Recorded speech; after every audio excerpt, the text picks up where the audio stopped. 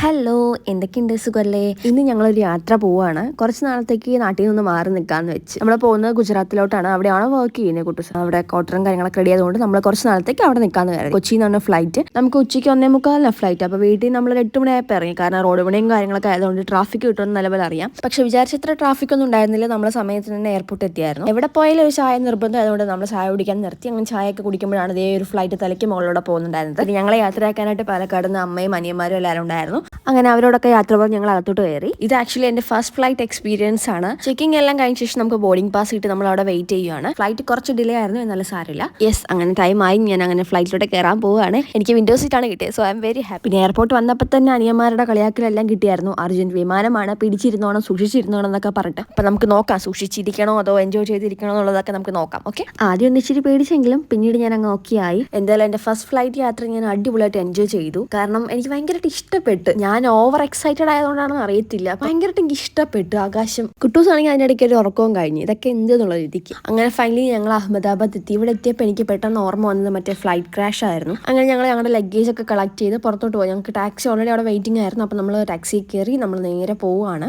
ആദ്യം തന്നെ എൻ്റെ മൈൻഡിലോട്ട് ബാഡായിട്ട് കയറിയത് ഇവിടുത്തെ ഡ്രൈവിംഗ് ആയിരുന്നു. ഒരു മര്യാദയില്ലാത്ത ഡ്രൈവിംഗ് ആയിരുന്നു. ഓവർടേക്കും ആണെങ്കിലും ശരി, നമ്മുടെ അടുത്തൂടെ പോവുകയാണെങ്കിൽ ശരി, നമുക്ക് തോന്നുന്നു നമ്മളെ പിടിച്ച് വീഴ്ത്തുമെന്ന്. അങ്ങനെ നമ്മളവിടെ എത്തിയിരിക്കുകയാണ്. ബാക്കിയുള്ള വിശേഷങ്ങളൊക്കെ ഞാൻ അപ്ഡേറ്റ് ചെയ്യുക. ഇവിടുത്തെ എങ്ങനെയാണെന്നുള്ളതും കറക്റ്റായിട്ട് അറിയത്തില്ല. അപ്പോൾ ഞാൻ ഇനി ഗുജറാത്തിലെ വിശേഷങ്ങളായിട്ട് വരാം. ടാറ്റാ.